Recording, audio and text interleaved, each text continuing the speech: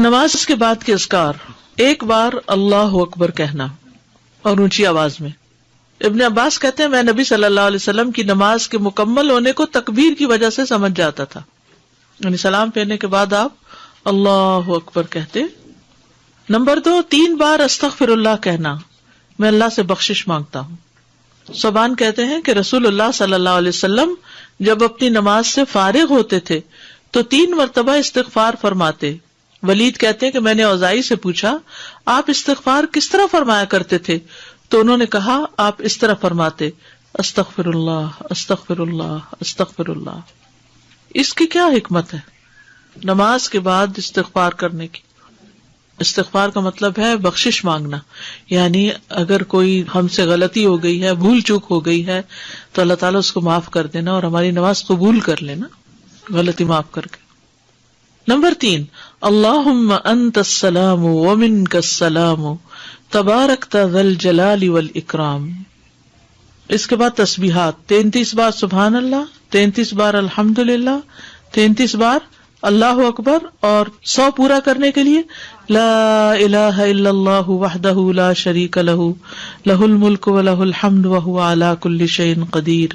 ابو ہریرہ رضی اللہ عنہ سے روایت ہے کہ جس نے ہر نماز کے بعد 33 مرتبہ سبحان اللہ، 33 مرتبہ الحمدللہ اور 33 مرتبہ اللہ اکبر کہا تو یہ 99 کلمات ہو گئے، اور 100 کا عدد پورا کرنے کے لیے لا الہ الا اللہ وحدہ لا شریک لہ لہ الملک ولہ الحمد وہو علی کل شیء قدیر کہہ لیا تو اس کے سارے گناہ معاف کر دیے جائیں گے، اگرچہ وہ سمندر کی جھاگ برابر ہوں۔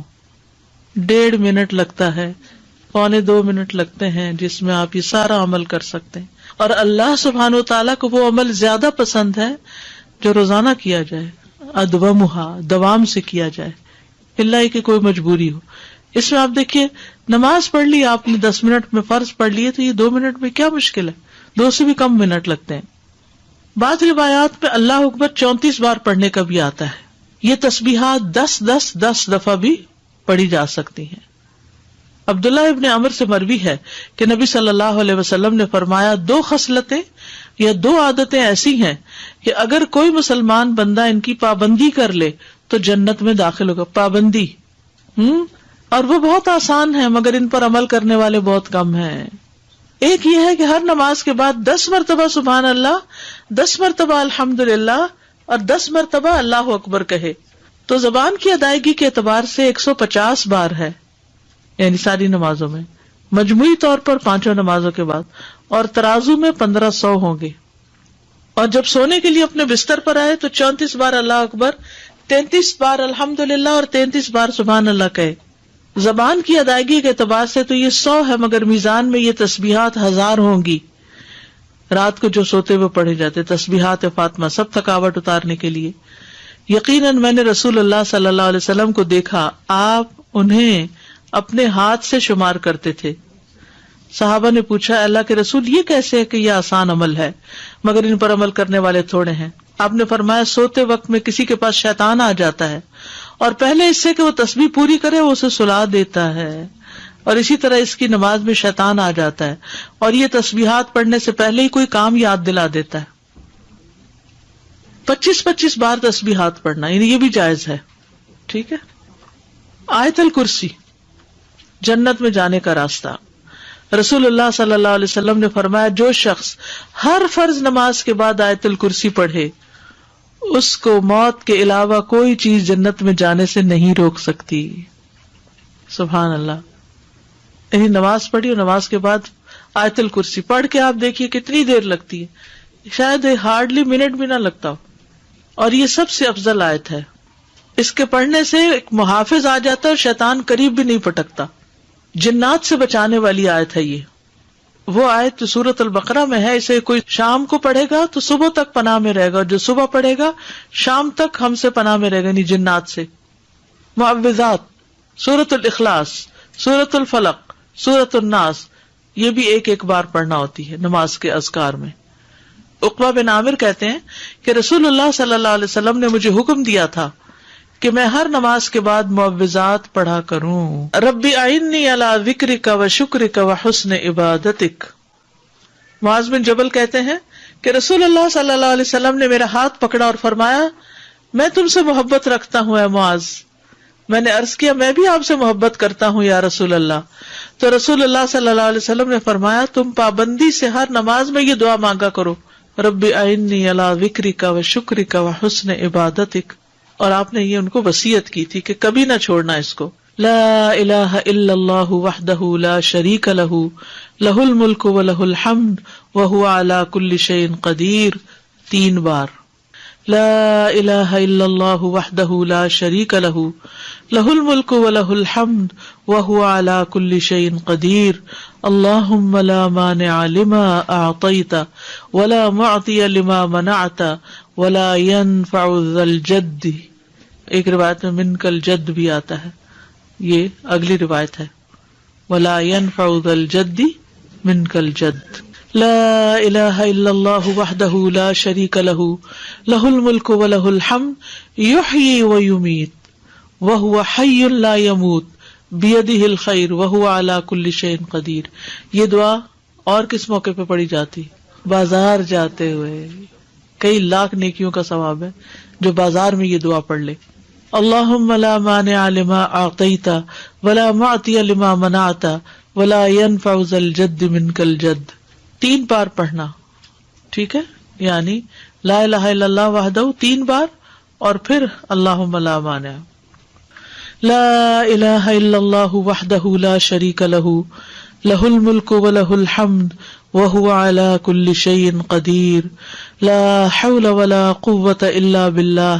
لا الہ الا اللہ ولا نعبد الا ایاہ لہ النعمۃ ولہ الفضل ولہ الثناء الحسن. لا الہ الا اللہ مخلصین لہ الدین ولو کرہ الکافرون. رب قنی عذابک یوم تبعث عبادک. اے رب مجھے اس دن کے عذاب سے بچانا جس دن تو اپنے بندوں کو اٹھائے گا. پھر ہے اللہم انی اعوذ بک من الکفر والفقر وعذاب القبر. کفر, فقر اور عذاب قبر سے تیری پناہ میں آتا ہوں اے اللہ.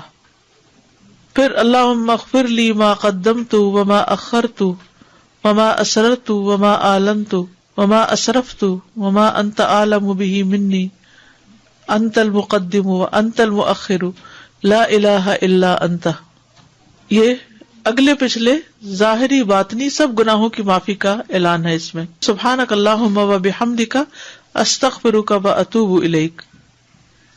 اچھے عمل پہ مہر لگانے والے کلمات ہیں یہ, یعنی جو شخص کسی مجلس میں بیٹھے پھر اس سے کچھ غلط باتیں ہو جائیں تو جب یہ کلمات آخر میں پڑھے گا تو وہ معاف ہو جائیں گے, کفارہ ہو جائے گی اس مجلس کا.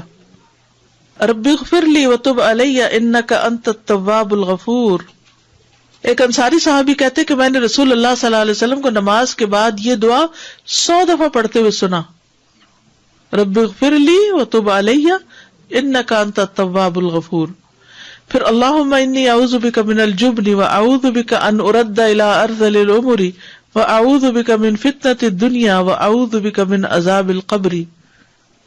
پھر ہے اللہم اغفر لی وارحمنی واہدنی وارزقنی. فجر کی فرض رکعات کے بعد کے اذکار, سبحان اللہ 100 بار, لا الہ الا اللہ 100 بار, ٹھیک ہے. 100 دفعہ والے 2 اذکار.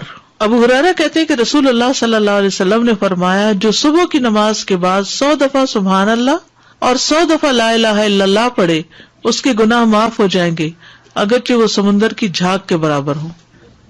سلام کے بعد تشہد کی حالت میں کسی سے بات کیے بغیر ذکر کرنا, کسی سے بات کیے بغیر ذکر کرنا.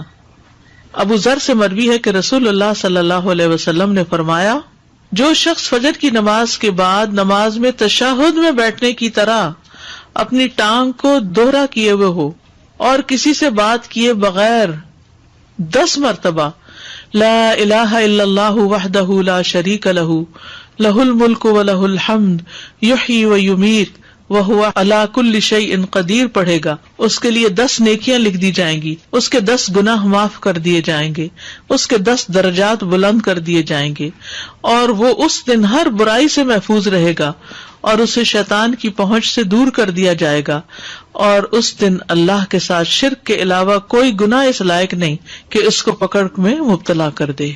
لا علمی جو ہے، نا علم ہونا جو ہے کتنا نقصان دہ، کتنی دیر لگے گی اس طرح 10 دفعہ پڑھنے میں، لیکن شرط یہ ہے کہ نہ وضو ٹوٹا ہو، نہ آپ اٹھے ہو، نہ بات کی ہو، جدھر بیٹھے ہیں ادھر ہی ٹانگ موڑے ہوئے ہی، یعنی کسی گناہ پہ پکڑ نہیں ہوگی، شرک کیا تو پکڑ ہوگی، یہ مطلب ہے۔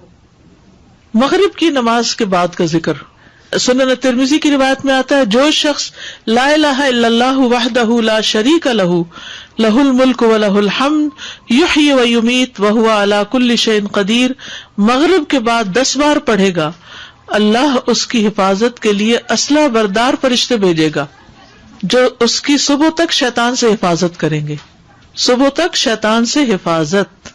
تو آپ سوچئے کہ کتنا بڑا اجر و ثواب اور کتنی بڑی پروٹیکشن ہے، کیونکہ بعض اوقات سارا وقت موڑنا مشکل ہوتا ہے۔ افضل پوزیشن نماز کے بعد اذکار کرنے کی کیا ہے؟ 2 زانوں کے بیٹھنا، لیکن اگر آپ اتنی دیر بیٹھ ہی نہیں سکتے، کچھ لوگوں کی تو ٹانگ مڑتی بھی نہیں ہے گھٹنوں کی تکلیف کی وجہ سے، تو پھر ایسی صورت میں 4 زانوں کے بھی بیٹھ سکتے ہیں۔ اگر نیچے بالکل ہی نہیں بیٹھا جا رہا تو پھر کرسی پہ بیٹھ جائیں، اللہ کو تو پتا ہے کہ آپ کیوں ایسے کر رہے ہیں، صرف ریسٹ کے لیے